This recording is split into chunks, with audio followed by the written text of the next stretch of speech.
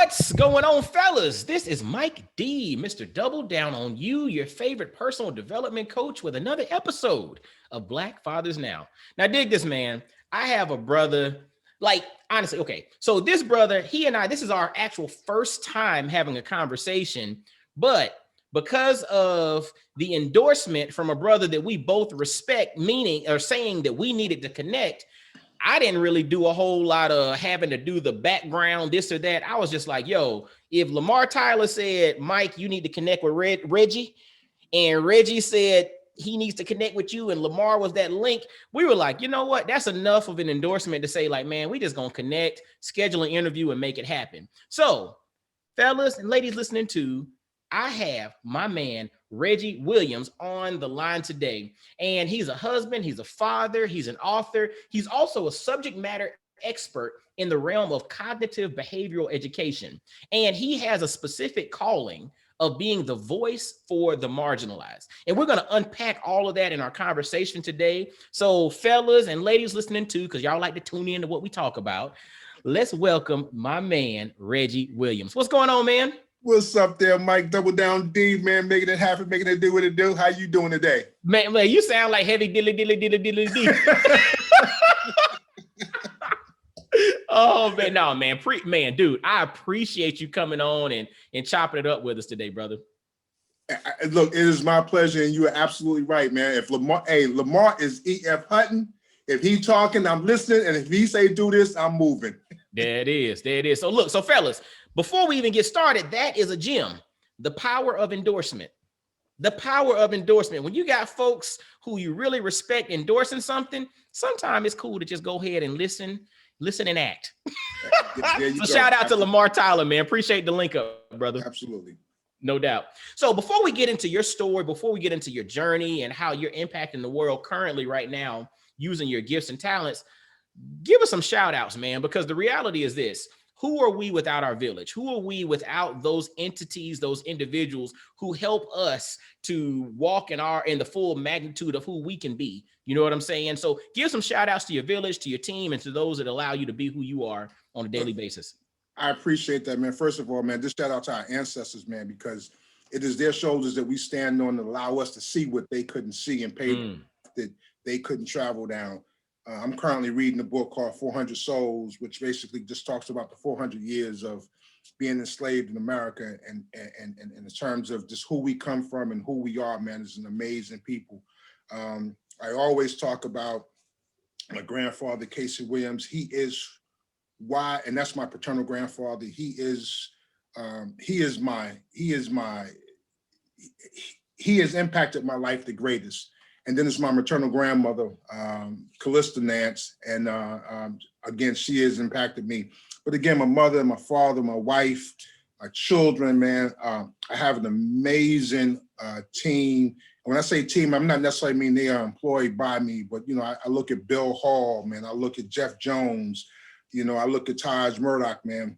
These are brothers, Dr. Kevin Jackson. These are brothers, man, that I call, and we're able to build and do things as we're trying to impact the world. So again, you know, the Bible talks about Adam, God saying that Adam should not, it's not good that he be alone and he should have a helpmeet. Sometimes we make that be about husband and wives, but for me, it's really about being people. I can't be who I am without having strong people around me. And hopefully I can do stuff for them that will help them to be who they are as well. Ooh, that's big, man. That's big. And you know, the thing is, we're not created to live alone, and we don't live on an island or in isolation. So therefore, and you know, it's funny, you know, you're speaking about the Bible. I quoted a verse from Ephesians earlier today, you know, at the recording of this, and it was basically talking about how God gives his gifts to different people. He gives different gifts to different people. And what's interesting about it, when you process that, what it's saying is you don't have access to all the gifts unless you go out and connect with a lot of people. So if you just want to keep the gift that you've been given and kind of roll with that, cool. But if you want access to these other gifts, nobody's been given every gift out there. So you got to get out and connect. And so, right. Yeah, so that team is important, brother. The village is important. That support system is important. So, wow. Jim. So, gave a shout out. let's now jump into your story. So I read that, you from NYC, but you grew up a country boy in NC, right? And now you're currently in the DMV. So we got all these acronyms, NYC, NC to DMV. Talk to us a little bit about your journey and some of the inspirations growing up, which led you to where you are today, man. Well, again, my mother and father are from the same town. It's a little town in the southeastern part of North Carolina called Chadron, North Carolina. To give people some reference in terms of where it is, if you created a triangle and put Chadron in the middle of that triangle, to the southeastern part of it will be Wilmington, North Carolina, which is about 45, 50 miles away. To the northern part of it will be Fayetteville, North Carolina. And then at the top of the triangle will be Myrtle Beach, South Carolina. So like I'm 45 minutes from each of those areas. Mm-hmm. My mother and father are both from that area. They were both born in the 30s, in the early 30s or the mid 30s. They eventually moved to New York because they wanted a better life. They come from a farming, small, rural, poor farming community. And so that's where I was born, but eventually they made the decision. They just felt like North Carolina would be a better place for me to grow up in terms of this community. So I ended up coming down to North Carolina, and I lived with my grandmother, my mother's mother, but it was my father's father who was just impactful for me. I often tell people that the greatest therapist that I know is my grandfather, and sixth grade education, but he had an amazing way in terms of how he dealt with people and how people would come to get his counsel. Growing up, he lived on this little dirt road, and people, pastors, preachers, politicians, and PhDs, when I didn't know what a PhD was, would come sit at this table because they weren't going to make a move until they talked to Mr. Casey. And watching that, like I wanted to grow up and be an NBA basketball player. That was just like my dream. But watching him do what he did in terms of the community, it infected me. It infected me the same way that Corona is infecting people today. Had put his stamp on me. And then I have my grandmother again. I always tell this very quick story. My grandfather came to tell my grandmother that her oldest son had been murdered. And my grandmother does what any mother would do. She had 12 kids and he was the first. She cried and then she began to pray. And Mike, when she began to pray, that didn't surprise me because I see my grandmother pray 3, 4, 5 times a day. But 5 minutes after learning that her son had been shot and murdered by this man, she was praying for the soul of the man who had shot her son. 15 years old, I didn't understand that. And it took me 30 years to get the message, but that's what I come from. And that's who I try to live up to. So, while people want to be the next Michael Jordan or the next Barack Obama, I aspire to be half of the people that my grandfather, Casey Williams, was, and my grandmother, Calista Nance, was. Man, brother, hold on. You first off, you mentioned your grandfather, and you mentioned that you said he didn't get through the sixth grade, right? Had to quit school to work in the farm. Quit school to work in the farm in the sixth grade, but yet politicians, statesmen, businessmen, and all would come to sit at the foot of this elder to learn. And it's so interesting, man. About 2 years ago, I interviewed a brother who was born and raised in Senegal, right? And he's currently working in higher education here in the US, but he was born and raised in Senegal. And he talked about growing up in Dakar, Senegal, how in the summers, his father would send them back to the village where they originally were from.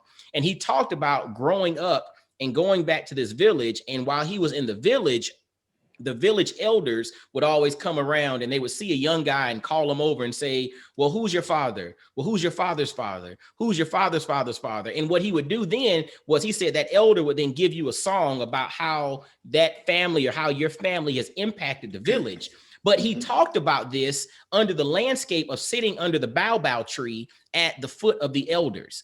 Right. And so when you spoke, it sent chills up my spine thinking about my conversation with Dave Jai about growing up in Senegal, sitting at the foot of the elders in the village under the baobab tree, getting this wisdom. And it wasn't about, education from an academic sense. It was about life education. And one more thing there is interesting. I heard something recently and the guy was talking about intellectual or mental processing. And he said early on, it's about processing speed. And as you become an elder, it transitions from processing speed to processing depth. And so it was interesting. It was like, so it made me really just think about the value of the elders. And it's not about the intellectual academic wisdom. It's about this life wisdom. And because of their status in life, they're at a point in which that processing depth is so profound that we can't do nothing but sit there and absorb it. And it's magnificent, man. And look, you absorb it, and a lot of times they're dropping jewels on you that they're so powerful that you can't understand it right there. You haven't lived long enough to understand the maturity of what they just gave you. And I'm writing a book right now, and I know we'll get into it, called Sitting on Stories from the Porch, because the porch was my university. Sitting there and listening to my grandfather on that porch, man, was he was the educator, man. The porch was the schoolhouse, man, and his stories and his wisdom were my books, man. And so, yeah, absolutely. Brother, look, you just said something, and we might not even need to say it publicly because somebody gonna take and run with this concept. But Porch University. Wow, you know what? I need to what do you trademark that? Yes, dude. I'm trying to tell you. Like when you were talking, I was sitting there thinking, and again, I'm from a cultural perspective, the brothers and learning. It's Porch University. It's just like I grew up in Augusta, Georgia, right? I can remember sitting with my grandfather. Sometimes it was on the porch, sometimes it was in the garage, sometimes it was on the swing in the yard while he's smoking his pipe, whatever it is, or sitting in his back room while he's playing solitaire. But it's the whole concept of Porch University. Like you're just gaining this wisdom from the elders that you have access to and compiling it, capturing it, but then sharing it with others. We might need to talk a little later, brother. But anyway. Let's do that. And look, I got talking about the team. I got a brother on my team, Rico Hall from Augusta, Georgia. That brother is invaluable. Wow. Invaluable, man. He is amazing, man. Wow. Yeah, we'll definitely chat offline about that, man. But so you shared the value of growing up with your grandfather, who you ultimately aspired to be, but then you also showed the value of a praying grandmother, right? The concept, and there's a gospel song that says I had a praying grandmother. Like I ain't no singer, so I ain't finna go into it.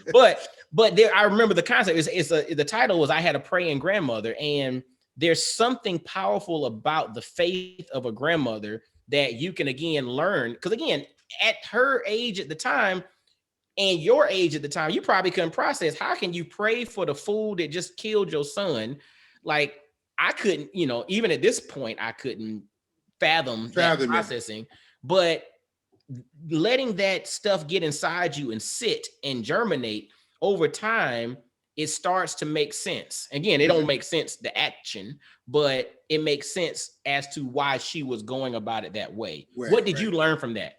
Well, like I told you, Mike, it really took 30 years for me to actually understand the lessons. Now you're making me go into this story. So at I'm 15 at the time.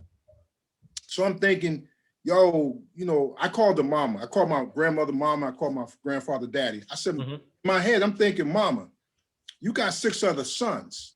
Let's strap up and go get this dude. That's my thought process at 15.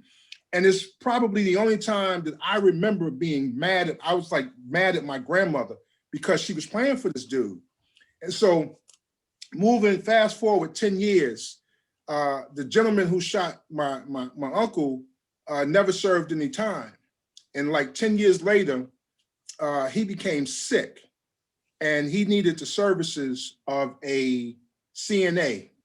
And the organization that he went to hooked him up with this particular CNA, and they began to have this great client-patient relationship until this CNA realized that the man that she's been caring for and the man that she likes as a person is the man who killed her father. Whoa. Ooh. Yeah. Pause. So your grandmother's oldest son was killed by a man. She grieved for a second, but then went in, started praying, but ultimately she started praying for the man who shot her son, right? And fast forward 10 years later, the man who shot your grandmother's son in a whole nother state, needed the care of a CNA. And that CNA ultimately ended up becoming the daughter of the man that he killed 10 years earlier. Right. Jesus. And now listen, it ain't even, it's not, you haven't even heard it. And so she had a conversation with me and she says, I want to hate him, but I can't. I said, boo, you can't hate him because your grandma prayed for him 10 years earlier. Ooh. Right. And so even at this point, 10 years later, I still haven't gotten the lessons, Mike. I'm still like, yo, we really need to get this dude. Like, we know where he's at. Let's go. Yeah. And so another, I'm gonna say 15 years goes by. And I started a program early 2000, and the court systems here in the DMV, and DMV stands for District of Columbia, Maryland, and Virginia, would send guys who had some type of relationships with the justice system to come to my class. So on this particular class, I am teaching about anger. And I got this dude in the front of the class, and he's all his, bad words, MF this, I ain't gonna never do this, I ain't gonna never that, and he just went on and he just went in. So the office I had at the time, I had a weight room in my office. And so I asked one of the guys, I said, look, go in the weight room and give me a 45-pound weight. So he brings me the 45-pound weight, and I give it to the dude who's sitting in the front of the class saying he ain't never gonna forgive. And he gets ready, he said, hey, can I go to the bathroom? I'm like, sure. And he gets ready to walk off, and he does without the weight. I said, no, carry the weight. So he carries the weight to the bathroom, brings the weight back. And as he's getting ready to sit down, I said, no, come stand up next to me. And so I got him standing behind me, and now I'm just talking, and I ain't really even trying to make sense, Mike. I'm just talking to be talking because I want him to get tired of carrying this weight. Okay. Finally, he leans over, he said, hey, Mr. Reggie, can I put down the weight? I was like, nah, man, carry it. Just keep carrying. I keep talking. And when I noticed that he couldn't carry it anymore, I asked him, I said, can you tell the class what you asked me? He said, I asked you, could I put down the weight? I said, why? He said, because it's heavy and I'm tired, right? I said, but like 10 minutes ago, you said that you wanted to hold on to the weight of that issue. And when I said that, he bounced back like I shot him. He says, wow, Mr. Reggie, I never looked at it that way. Anyway, this dude, he graduates out my class, and I have there's like a Wawa, there's a thing called Wawas where we go get coffee. And I see guys at the Wawa all the time. So I would run into him, and every time I would see him, he wouldn't say, hey, Mr. Reggie. He would say, Mr. Reggie, I ain't carrying that weight. Wow. And like the second or third time I saw him, he said that, it hit me. I said, my grandma prayed for that man because she ain't want to carry that weight. Ooh. And so it took me 25 years to really understand what my grandmother had done 25 years earlier. And I often tell, sometimes you have to be careful about what you say to sisters. Sisters say that they're strong Black women. And I have an issue with that whole statement. I said, well, I understand that y'all strong Black women, but I prefer to have a woman of strength because I saw in my grandmother, a woman of strength. And it's different from being a strong Black woman. Ooh, man, you got to unpack the difference between being a woman of strength and a strong Black woman, because that's like open-ended. You just left it there and minds are going elsewhere. You got to break down what you mean by the difference of being a strong Black woman and a woman of strength. A woman of strength has a humility to her that is so powerful that you cannot deny its presence, right? You see it, you feel it, you experience it, and you have to succumb to it. When I hear, and this is just me, and no one has to agree with this. Absolutely, it's a good perspective. Yeah, you go ahead. When I hear strong Black woman, it comes across somewhat vile and negative to me. And I am 6'2.5". I'm 250 pounds. I'm of a dark complexion, and I'm a man. And there's no time that I have to go into a room and have to say, I'm tall, I'm big, and I'm black, right? That presence is there. So if you have to tell me that you're strong, then that says to me that you may not be as strong as you believe yourself to be, because you have to announce what shouldn't be announced. When you go back to, for me, when you go back to a woman of strength, that strength is so powerful. It's like when you sleep at night and the sun comes up and you see it. That's what a woman of strength is. That's what you have to. I think that we all should aspire to be something of strength rather than something that's strong. Oh, dude, check this out. You're talking about verbalizing versus actually just living it. You know, I've quoted it numerous times on this podcast, and one of my favorite poems by Langston Hughes is called "Live Your Creed," and it starts off and it says, "Well, I'd rather see a sermon than hear one any day." Right? Then on the last stanza says, "For I may misunderstand you and the fine advice you give, but there's no misunderstanding how you act and how you live." And so what you're saying and what you're doing need to map. And it's interesting that you're saying that, because brothers listening to that, we can take it and utilize that. For us, it's not about being a strong black man. It's about being a man of strength, right? And a man of strength has a capacity. And let me unpack that for a second. So as a personal development coach, my whole goal is helping primarily black men, but I don't restrict helping anybody, but primarily black men to develop the courage and the confidence to double down on who they authentically are, right? So as you start doubling down on yourself, you then pursue life through your authentic lens. But the ultimate goal is this. The ultimate goal is for you to have capacity and self-control. Capacity and self-control, meaning capacity is, oh yeah, you're dangerous. Like, you're real talk. Like literally you got the capacity to do whatever is needed. But you also have the self-control and the discernment to know when you need to utilize that.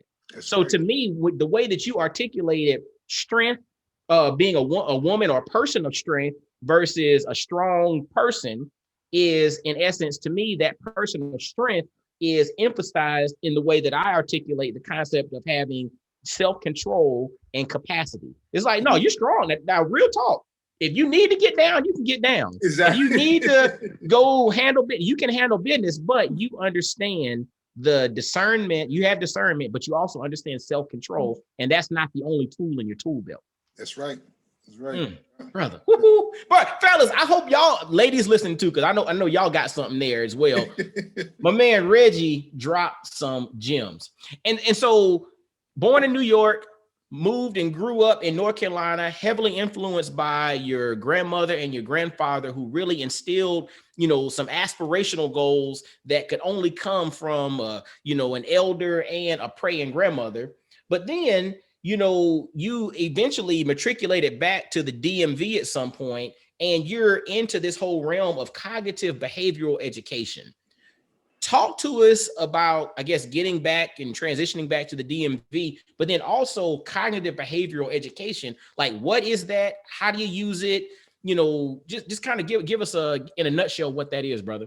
Well, my transition back north, so to speak. I met my wife is a graduate of North Carolina A&T University. So if anyone knows anybody who graduated from A&T, they are a different breed of people. I got a cousin that just signed a basketball scholarship. She's going there in the fall. So yeah, I love them. Different breed of people, man. But she's from Richmond, Virginia, and she lived in the DMV. And so I actually met her. I was on panel for an event at A&T, and long story short, I met her there, and we hooked up. And she's like, "I ain't moving to North Carolina," so had to sell the house. So it was all about a girl. Yeah, it's all about a girl. And her name is her real birth on her birth certificate. Her first name is Peachy, P-E-C-H-I-E, and her last name is Pleasant. So her maiden name is Peachy Pleasance, and she has a very bright personality. But anyway, you know what, there's a term, social science term called metacognition. Mm-hmm. And metacognition is knowing why you do what you do. Mm. And so for many of us, right, we move about having no idea about why we do the things that we do. Mm. I always share this, you know, I don't know if the story is true or not, man, but it works. There's the little girl who's watching her mother bake this ham, and the mother cuts off each end of the ham in the pan. And I think Mike knows that story. Yeah, I know this story. Keep on with it though. Let everybody hear it. So you know, she puts it in the oven, and the little girl is a little confused why she did that. She asked her mother, and the mother was like, "Wow, you know, I don't know. Well, my mother did that." So little girl's grandmother's in the room, you know, in the living room or wherever, and she goes and she asks her grandmother the same question, to which her grandmother gives her the same answer. I don't know. It's what my mother did, right? And so little girl comes back and she asks her mother, "Hey, can I talk to Nana," which is her great grandmother who happens to still be living. And she calls her up and she asks Nana the same question. She said, "Nana, you know, why did you cut off each end of the ham?" And Nana said, "Well, baby, the pot the pan I like to cook my ham in was small. So in order for it to fit, I had to cut off each end of the ham." There you go. Great grandmama had a reason, a cognitive reason for why she was doing what she was doing. But great grandma's daughter and granddaughter was just following suit, having no idea of why you were doing what you were doing.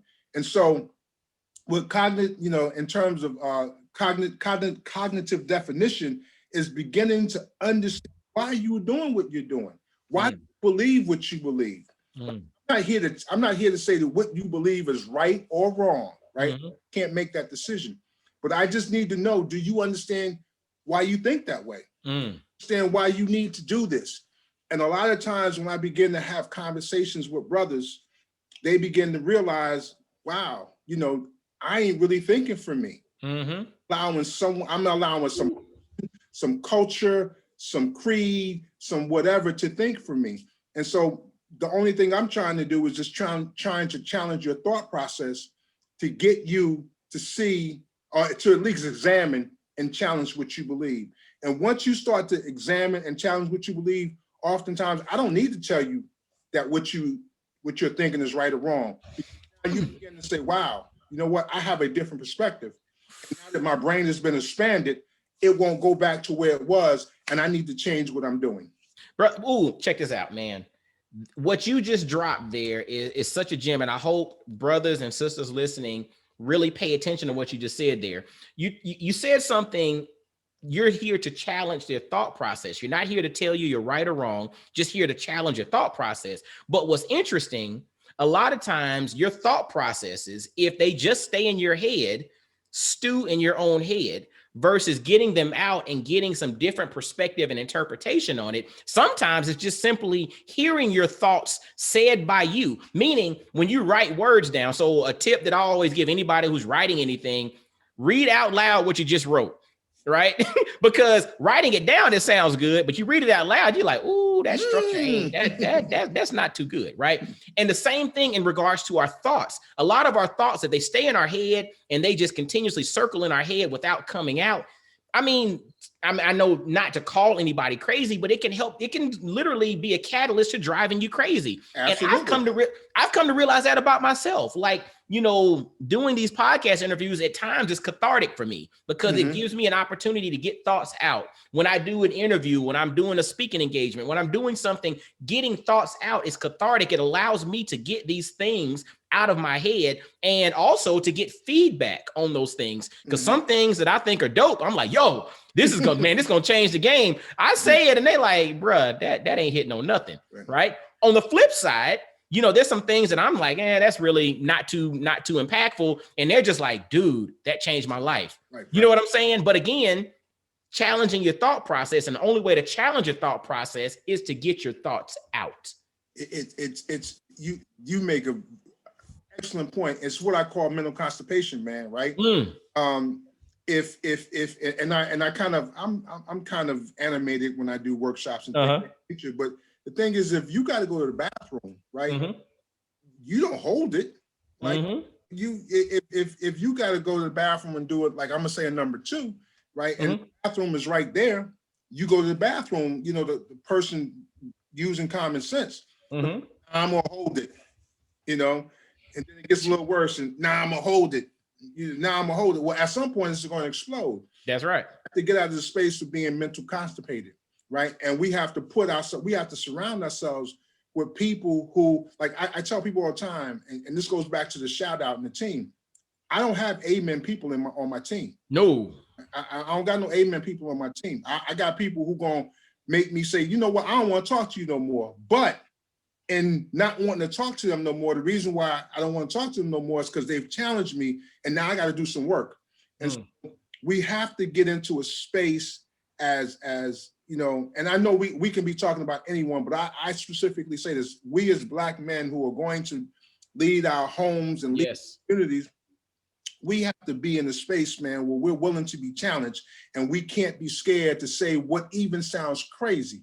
We have to be in a space where we can go to the barbershop and have better conversations, or conversations that excel beyond, is Michael Jordan or LeBron James the best in the world? Right? We have to have conversations where, you know, I can challenge you as a husband, I can challenge you as a father, I can challenge you as a man, and you understand that this challenge is not being critical of you, but it's a test, or it's a, I don't like the word test, but you know, when a manufacturer builds a car, they crash it a few times. Sure, they get all. It is a test. It's okay. Testing is necessary and vital. Yeah. You know, and so, you know, that's the only thing I'm doing, because what we have to recognize is, you know, we have to recognize that we're great, and oftentimes we don't realize that we're great, or if we think that we're great, we don't know how great we are, because we are afraid to get out what's in our head. Ooh, check. I don't want to say nothing to Mike, man, because I might look foolish. Man, bro. We have to be willing to be challenged, right? Because you don't grow unless you become stretched, right? Like if you're gonna stay in your you stay in your bubble, stay in your own echo chamber, then literally you're not going to grow. And what I've come to realize, and this is so interesting, some of the best coaches and teachers first identify individuals who want to be taught and who want to be coached, right? Some of the greatest coaches and teachers first identify who wants to be taught and who wants to be coached, because those individuals at some point will be receptive to growth and development. They want to be stretched. What I've come to realize, and this is kind of like the, you know, it's kind of a negative fact about, you know, a lot of the populace, is that a lot of people don't want to grow. They're looking to just basically add to their confirmation bias. I just want to be right. I just want to have the right answer. I just want to prove what I already know. I'm not about challenging whether or not what I know is correct or not. I'm not about challenging whether or not what I know is best for me, for my family, for society. I just want to confirm that what I think, what's in my head, is right. And I'm going to keep finding people and putting people around me who are going to further confirm that. And so if I'm going down a path and I want to keep going, who's going to help me go down that path faster, versus challenging whether or not I need to be on that path to begin with. That's right. That's right. Well, we saw that for the last 4 years in our president. Oh my goodness. Come on. So that is a classic case of it. And it's interesting that you say that. Yesterday, I was reading Ecclesiastes. Ecclesiastic. God, I couldn't get it out. And as you know, for those of us who are in the Word, you know, Solomon was a man who asked for wisdom. And I read in there yesterday, man, it's something that just shattered me, man. He talked about, you know, the idea behind having wisdom sounds good, right? But what happens is when you have wisdom, now you begin to find out where you are wrong. Woo! And that can be a challenging thing, man. And so, like, you know, I said this, I wrote a post, man, probably about 2 months ago, and I entitled the post, "Be Wrong." And the whole idea behind the post is that I remember my father was, he liked to tear things up so he can rebuild them. And my father I tell people my father made me think, my grandfather taught me how to think, right? And my father would say things like, you measure twice and cut once. Yes. And, that's a rule. But, I said in the post, I said, I saw times when my father measured 3 or 4 times and still got the cut wrong. It's okay. It's okay to be wrong. Because what it does is it gives us a path to where to get to the right space. I saw my father measure 3 or 4 times and cut wrong and recut. It never stopped the process of him building whatever it was that he was building. We have to get out of this space, man, where we have to believe that we got to be right. It's okay to be wrong. And it's okay to say that you're wrong. You're not going to be less than who you believe you are because you said that. As a matter of fact, you may be more than because you're vulnerable enough to say, I'm wrong. Ooh, brother, I'm to put a pin in that. I use a statement frequently, and it's helped a lot of brothers along the way. Perfection is not a requirement for greatness. There you go. If you look at greatness in the definition of greatness, you will never see the word perfection in the midst of it. Right. Never. First off, none of us are perfect. That's one. But then 2, it's not a requirement for you to be great. And the moment that you can come to understand that, and also the moment that you can come to understand that even folks who have monumental success in life, usually there's a whole lot of monumental failures as well. Right. But the thing is, nobody remembers the failures because they eventually got to a success. And so the reality is perfection is not a requirement for greatness. One of the most dope album titles of all time was CeeLo Green and His Perfect Imperfections. I was just like, man, that in itself is just, it lays it out. So fellas, don't get inundated with the ability or with the desire to be perfect because you'll never be perfect. It's not a requirement for you to be great. Just go be great. I actually have a workshop, Mike, called Greatness Sucks. And I named it that because when you began, like when you arrive at greatness, now what? It's great. But the process that you had to take to get to greatness has some ingredients in it that sucked. Whether it's just having to be disciplined to do what you don't want to do, having the discipline to do what you said you wanted to do long after you no longer feel like doing it. Because sometimes I want to lose 20 pounds, but you know what? Today I want to lay in the bed. So, there are some ingredients in greatness that you've got to employ. You have to have separation. You're going to have to separate from some practices and some people in order to be great because people weren't meant to go with you where you're going, And so, yeah, man, this journey is a beautiful journey when we begin to embrace it for what it is and not what we believe it should be. Woo! That is a doggone bar right there. And this literally, a buddy of mine had a conversation very recently about the same topic. And it's the whole concept of we romanticize what we want it to be versus accepting what it is. We romanticize what we want it to be versus accepting what it is. Once you accept what it is, then you can literally, it's like, all right, cool, let's go. We ready. That's right. But I have to first accept what it is. I can't romanticize what I want it to be. I have to accept what it is. And then from there, I can build. And so expect, kind of pivoting a little bit from there and stepping into the title of marginalized voice. Like you're an author, as I mentioned before, workshop facilitator, speaker, cognitive behavioral education specialist. You do all of that. But you're now also the author of A Marginalized Voice. And we mentioned in the intro that you feel like it's your calling to be a voice for the marginalized. Talk to us a little bit about your book, but also talk to us a little bit about the inspirations to writing that particular book. Well, thank you. Again, it's my baby, man. It's truly my baby. And I spent some years as a journalist, and during those years, people would ask me when I was going to write a book. And I always would think, why would you believe I was going to write a book? Just a journalist does not mean I'm going to be an author.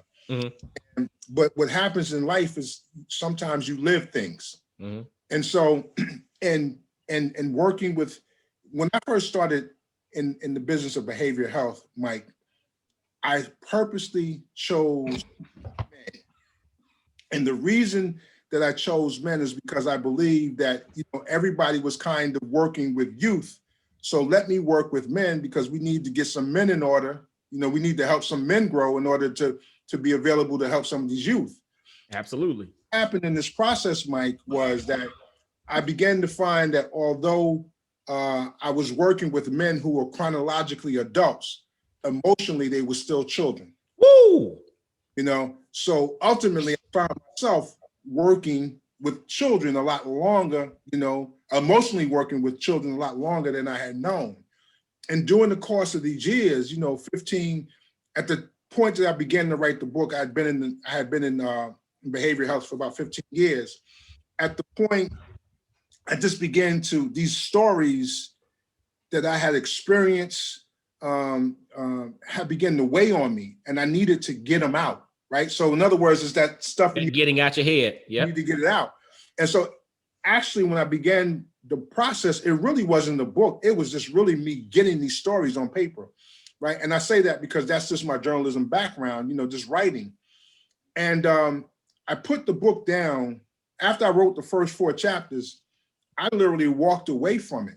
Like, I mean, literally, like, you know, just kind of buried it somewhere and went on about my business. And somewhere around 2.5 years later, you know, it was just that tap on the shoulder. God said, yo, dude, it's time. I'm going to keep a thorn in your side until you get this book finished. And I'm like, what book? And so again, once I began to pick it up, I just began to reflect on all the conversations and the stories that I had experienced working with my clients over a 15, 16, 17 year period. And I remember one particular conversation that impacted me, that really pushed me on the track to finish it. I was on a radio program and the subject matter was manhood. And, you know, usually when you're on a radio program, you get that 1 7-minute segment. That's right. But they asked me to be on the show for an hour, right? And so we're on the show and I do the first segment, which is whatever, 7, 8 minutes. We go to commercial break. We come back, we begin to do the second segment, Mike. And somewhere in there, they began to take calls. And this guy calls in, Mike. I can still I still get chills by it. He calls in, he's a little emotional. And he says, verbatimly, I am 63 years old. And I've been waiting all my life to hear what you just said. Ooh, Lord. Now, first, I don't know what I said that spoke to your spirit. But what was more important to me was that it took 63 years for him to hear something that affirmed him. And what it said to me in that very moment is not knowing whether or not he was married, not knowing whether or not he had children. But let's just say, for instance, he was married. And let's say, for instance, he had children. And let's say, for instance, his wife said he was a great husband. And let's say, for instance, his children said that he was a great father. What I submit to is he could not be the best husband that he could be. And he could not be the best father that he could be because he said that he had not been affirmed. And if I have not been affirmed, I can't give you the best of who I am because I haven't even experienced the best of who I am, right? Dude. And so that kind of elevated me to get this book out because, you know, as I told you, I said earlier, my father required me to think. My grandfather taught me how to think. It was under the rule of my parents that I thought marginalized me. Because I told you my parents were born in the early 30s, so that was kind of a period where you didn't question your parents. That's right. Yeah, absolutely. You know you do as I say. You do as I say, and it didn't have to have any rhyme or rule, right? Why? Because I said so. There it is. Because I said so. And so I had things in me and I wasn't allowed to say them, and I became angry as a result of it. And even the early part of my marriage, the first 2 or 3 years of my marriage, the thing I would often echo to my wife is, you don't listen to me. True, that may be false. I don't know. But that was the baggage that I was carrying into my marriage. Wow. And so this, it just became critical to do this. And so, or to write this. And just to give a situation that took place right before Corona, right? I made the decision that I was never going to become a licensed counselor. I made the decision I was never going to be a licensed therapist, right? There's a whole nother story behind that, but that's my decision. Well, long story short is I don't want the state dictating to me how I need to relate to my clients, because you don't know how I need to relate to my clients. And being critical of any therapist or counselor, but when you have a license, there's things that you say that you can and can't do because you have a license. That's right. I don't have a license. So I can work with my clients the way that I need to work with them, the way that I know is effective. But anyway, so a lot of times when I'm in meetings, it's two things. I'm usually one of the few men. I'm usually one of the few Black men. And usually in that meeting, I have the less qualifications in terms of license and stuff, because I told you I refuse license, right? And a lot of my meetings I'm in with therapists, with doctors. So there's this one particular therapist that I have a team of therapists that I work with. And so I had this one particular therapist, young lady, love her to death, man. We work well together. And so we had this meeting, and I had to be kind of, had to be a man of strength in that particular. Gotcha. And so when we walked out of the meeting, she called me into her office. Hey, Raz, can I talk to you for a minute? I was like, cool. She says, man, your voice is so authoritative. It makes people uncomfortable. And I looked at him like, yo, so what? Did I say something that was wrong? She says, no. Was I rude? I said, no. I said, was my tone out of place? She said, no. I said, so what am I supposed to do? I'm supposed to diminish myself because you couldn't take, or they couldn't take what I said? She said, I'm not necessarily saying that. I said, no, that's exactly what you're saying. So here I am, a man, a professional, well-skilled in what I do. My training is as extensive as your training is, but yet and still, because my voice is authoritative, I'm not supposed to speak. A marginalized voice. A marginalized voice. And as you begin to hear, you know, as we've dealt with the deaths of George Floyd and begin to hear, you see the marches and all that thing, the word that has been used more often than anything else is people feeling marginalized. And you know, what's interesting, bringing it up in that context, it shows that being marginalized does not necessarily mean socioeconomically challenged. It does not necessarily mean a particular race. It doesn't necessarily mean a particular gender. It doesn't mean that you're in a particular place in which you're the minority. I mean, you can be marginalized in just about any setting.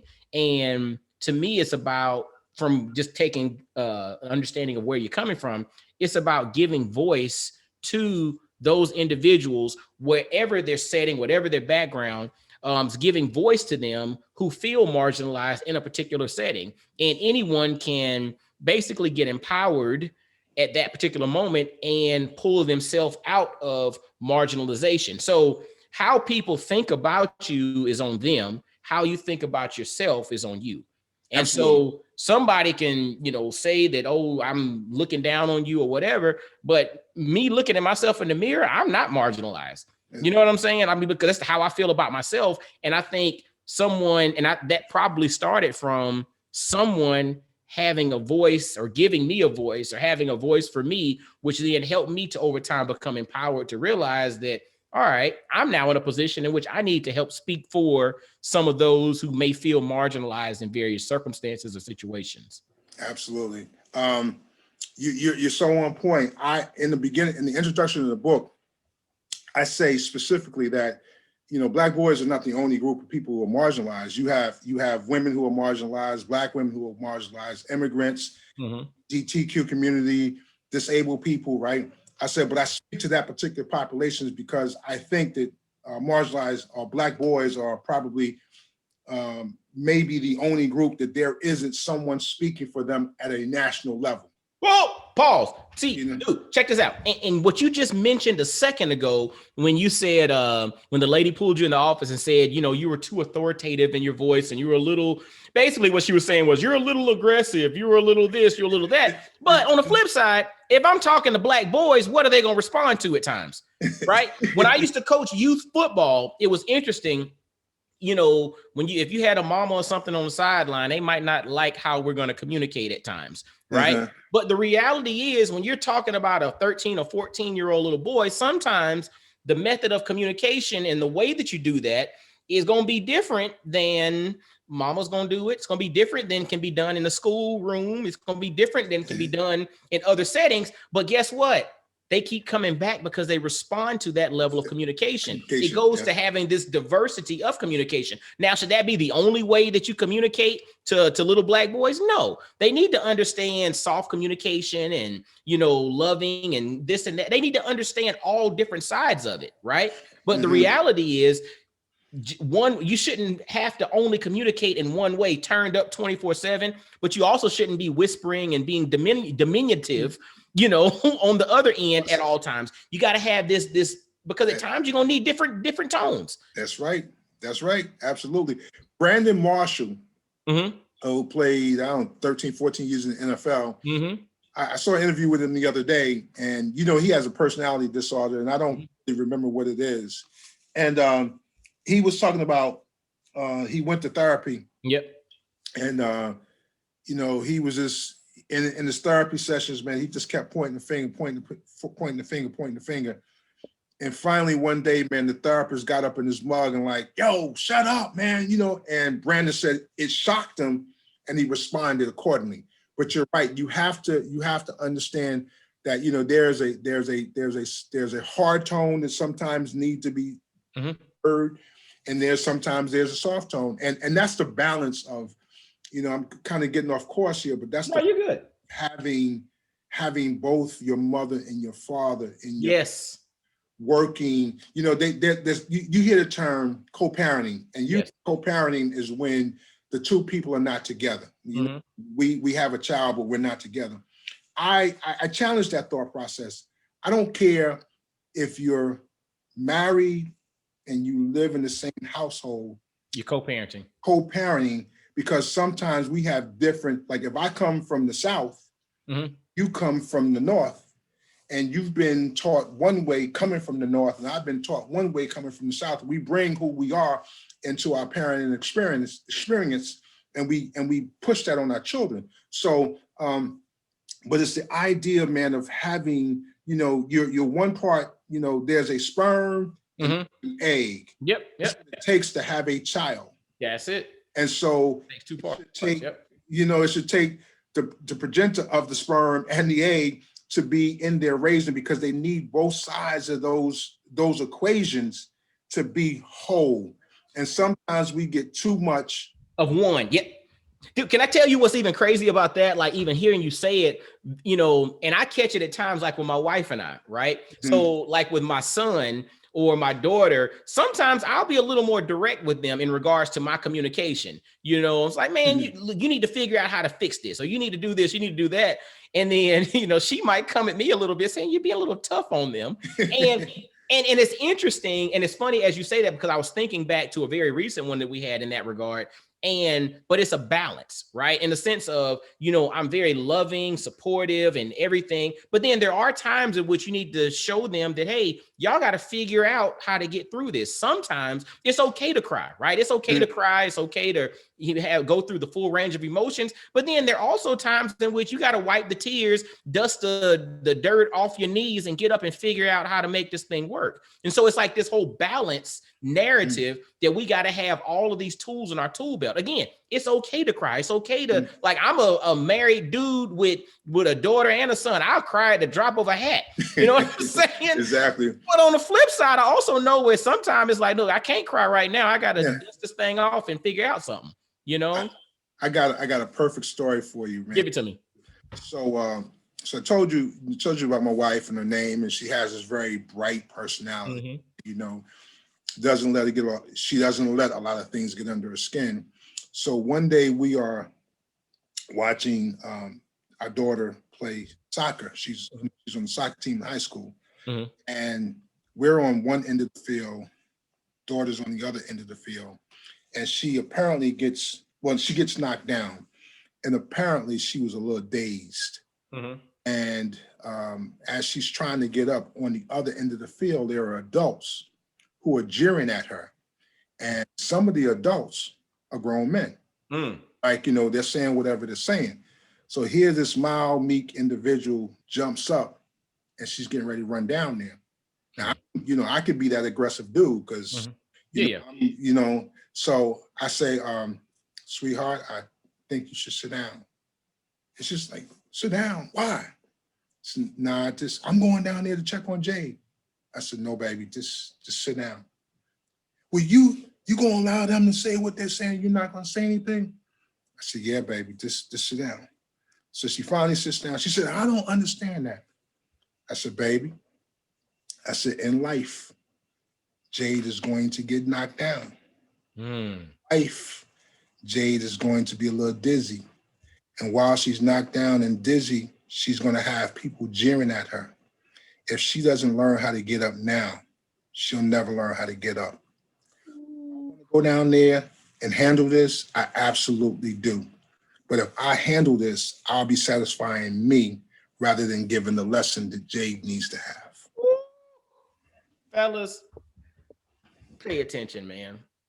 Pay attention. Like that, I dropped a video the other day, just like a little quick, I think it was an Instagram live, and it was the concept of the difference between growing up and being raised. And I was saying how I grew up I was raised in Augusta, Georgia, from 0 to 18, went off to college, but I didn't grow up until after college. Because I didn't have any responsibilities growing up. So pretty much it was just doing as you're told and, do your thing, which led me to when I got to college, I didn't perform well. I literally graduated by the skin on my teeth, because I didn't have responsibilities and all of that.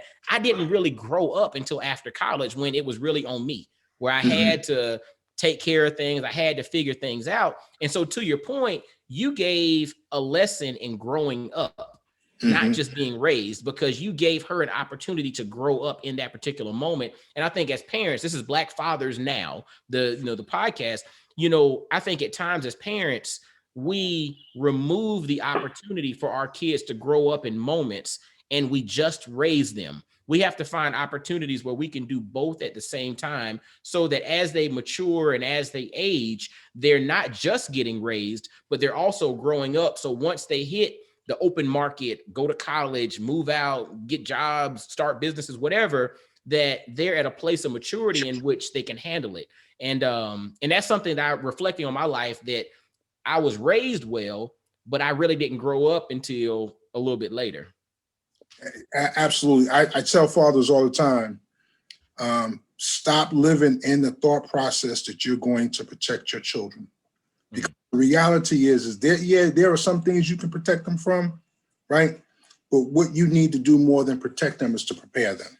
Yeah. Woo. Because the thing is, can you protect your son or your daughter, whoever, from being stopped by a racist police officer? Can you protect your child from having to deal with a teacher who is not a cognate or who will not meet your needs? These are things that, you can't protect your children from, but what you can do is prepare them. So my thought process, and I didn't do this early on. So, this is me growing up, right?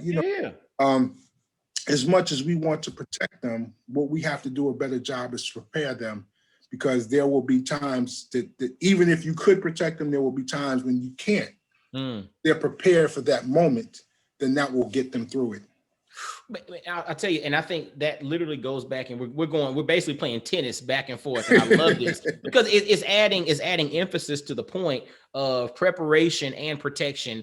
Both need to be done at the same time, but we need to do both at the same time. We shouldn't just protect and protect only. We need to protect while we prepare. And as far as preparation is concerned, in the movie Black Panther, I always take it back to that scene when T'Challa went to the land of the ancestors with his father. And he was talking to his father and he said, "Father, why did you leave me? I was not prepared for you to leave me." And his dad, T'Chaka, said, "Son, a man who has not prepared his own children for his death has failed them as a father. Now, have I ever failed you, son?" And he said, "No, father." So when you stop and you think about that, it's about protecting, because again, it's a scaling thing, right? It's a sliding scale where you protect them, and do your thing. But while you're protecting, you're also preparing, because at the end of the day, the goal is for you to go on to glory at some point, and then for them to still be here. So what happens when you're no longer here, and all you've done is protect, and you've not prepared? So that's extremely important, my man. I was looking, I got the book over here next to me. I was looking because that is in the book. Oh, really? That was so powerful. Yes. Like, because and shift this a little bit. I had a friend whose mother passed. And I hope this is in line, but I had a friend whose mother passed, and he was struggling with this thing. He was like, dude was just like deeply depressed. And the worst thing, I tell people, man, when people are dealing with, especially deaths, you can't counsel them out of that stuff, man. You got to allow them to be. That's right. But I was so kind of distraught with him, and so I asked, I said, hey, can I say something? Can I share with you? And he said, sure. And he said that because he knows I'm someone who, I'm safe, or he's safe with me. I said, Tony, let me ask you a question. Would you prefer for your mother to see you laying in a casket, or would you prefer to see your mother in a casket? And he says, I would never want my mother to see me in a casket. I said, well, then you have to learn how to deal with her death. And so my point is that if we go along the natural order of things, if we, and God has a different plan, go along the natural order of things, we are going to die before our children. And we need to make sure that we have seeded in them what they need to have when we're gone.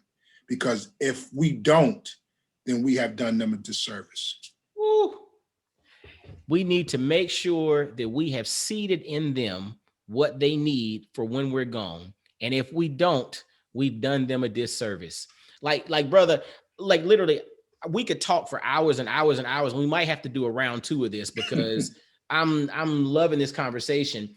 How can brothers and sisters listening to, how can they gain more information about what you have going on? Grab a copy of A Marginalized Voice, book you to do workshops, learn more about cognitive behavioral education from you, just to chop it up with you and connect, man. What's the best way for brothers and sisters to connect with you, man? Well, let me give you everything. My website is Reginald Williams, which is my name, reginaldwilliams.org. And it tells you, everything about who I am, what I do, what my programs are. It has contact information on there, but my contact information is book Reggie, BOOK Reggie, at reginaldwilliams.org.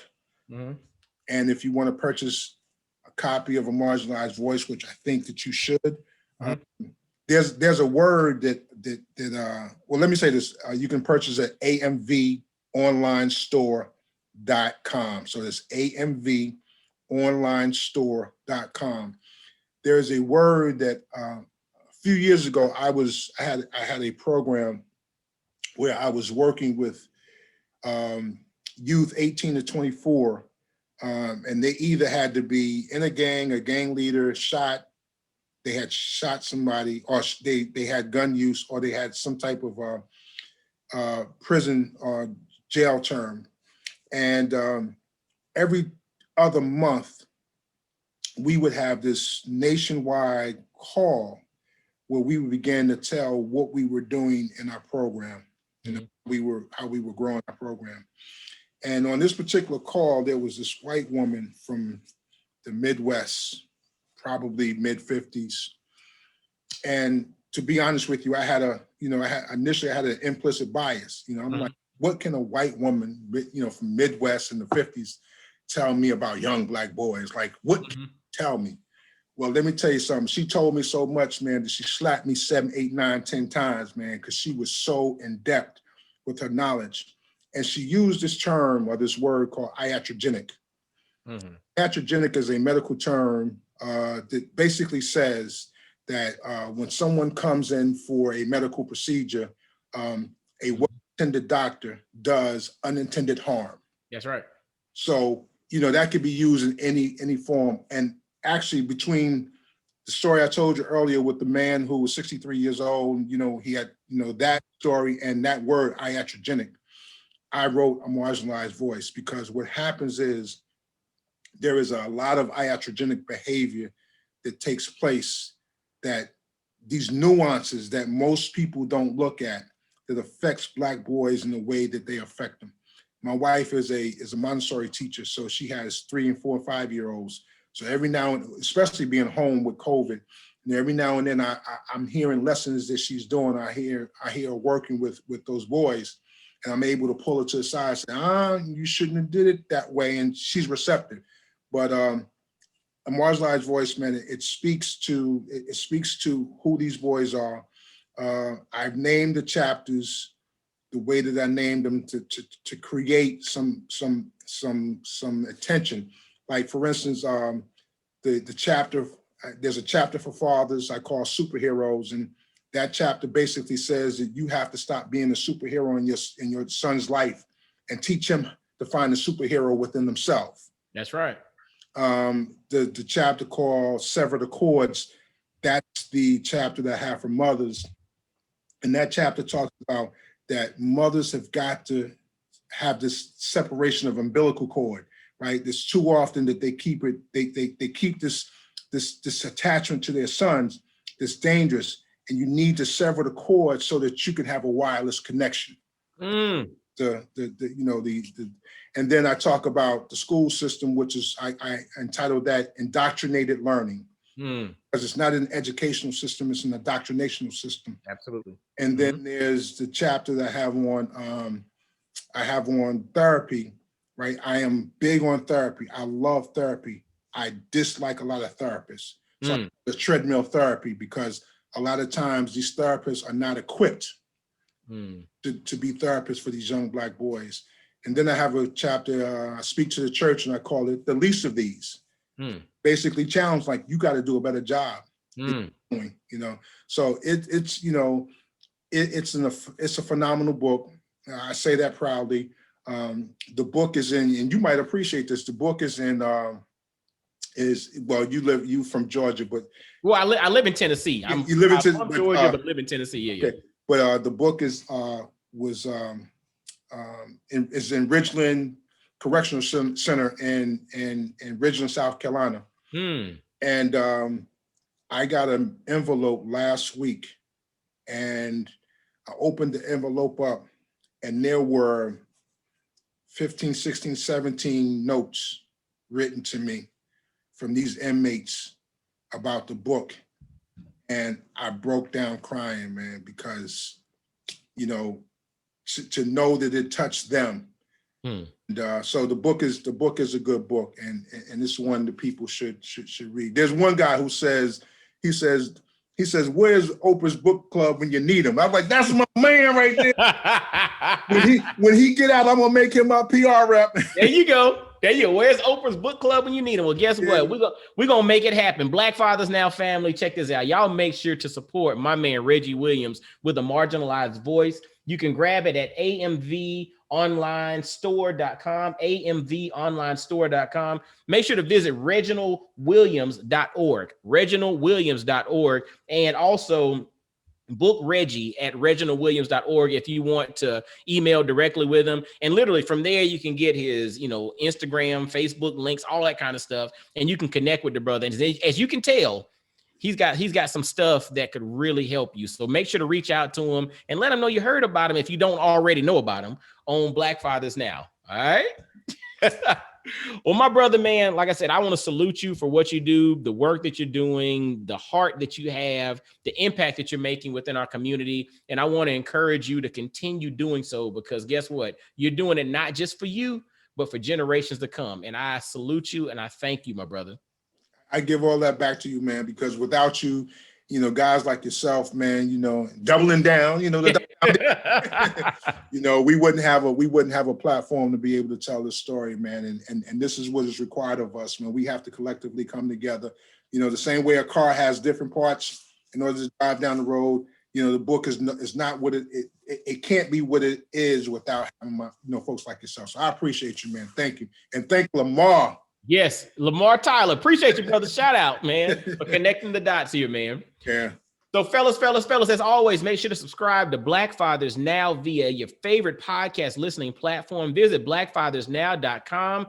Also, grab a copy of my book, Dynamic Black Fatherhood Manifesto, currently available on Amazon. You can get it also from blackfathersnow.com. Also, if you are a to-be father, or ladies, if you are married to, connected to a brother who's about to be a father for the first time, from blackfathersnow.com, you can register for my new course called Jumpstart Fatherhood. 15 modules necessary for excellence in fatherhood. 15 modules necessary for excellence in fatherhood. It's going to give you everything needed to step into fatherhood with courage and confidence. All right. Well, fellas, again, we want to thank my man, Reggie Williams. And until next time, y'all be blessed, well, and wise. And I'll holler at you. Peace. Peace.